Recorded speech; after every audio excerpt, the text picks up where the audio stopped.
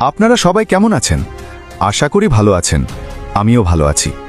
আজ আমরা এমন একটি বিষয় নিয়ে আলোচনা করতে যাচ্ছি যা বর্তমান বিশ্ব রাজনীতির অন্যতম আলোচিত ও গুরুত্বপূর্ণ ইস্যু, ইরান বনাম আমেরিকা, অর্থাৎ দুই শক্তিশালী দেশের সামরিক সক্ষমতার তুলনা।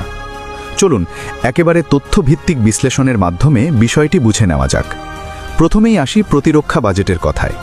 যুক্তরাষ্ট্র বিশ্বের সবচেয়ে বড় সামরিক শক্তি হিসেবে বছরে $800 বিলিয়নেরও বেশি অর্থ ব্যয় করে প্রতিরক্ষায়।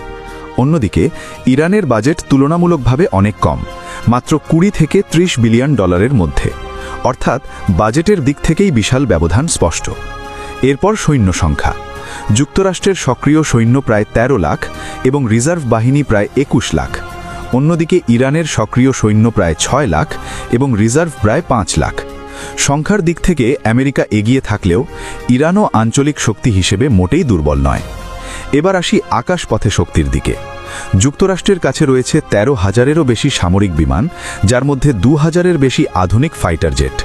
বিপরীতে ইরানের বিমান সংখ্যা মাত্র 300 থেকে 350-এর মধ্যে, এবং এর অনেকগুলোই পুরনো প্রযুক্তির।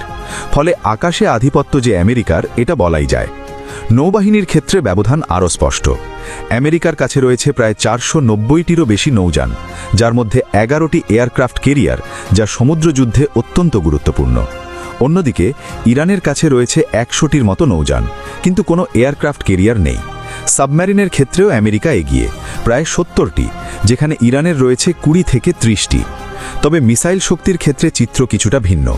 ইরানের কাছে রয়েছে 3,000-এরও বেশি ব্যালিস্টিক মিসাইল, যা তাদের অন্যতম বড় শক্তি। বিশেষ করে আঞ্চলিক প্রতিরক্ষায় ইরান এই সক্ষমতাকে খুবই গুরুত্ব দেয়, যদিও প্রযুক্তিগত দিক থেকে আমেরিকার মিসাইল ব্যবস্থা অনেক উন্নত। সবশেষে পারমাণবিক শক্তি। এখানে যুক্তরাষ্ট্র একতরফাভাবে এগিয়ে। তাদের কাছে রয়েছে 5,000-এরও বেশি পারমাণবিক অস্ত্র। অন্যদিকে ইরানের কাছে বর্তমানে কোনো স্বীকৃত পারমাণবিক অস্ত্র নেই। সব মিলিয়ে বলা যায়, সামগ্রিক সামরিক শক্তিতে যুক্তরাষ্ট্র অনেকটাই এগিয়ে থাকলেও ইরান তার আঞ্চলিক কৌশল, মিসাইল শক্তি এবং ভূ-রাজনৈতিক অবস্থানের কারণে একটি গুরুত্বপূর্ণ প্রতিপক্ষ হিসেবে রয়ে গেছে। এখন আপনার মতামত কি?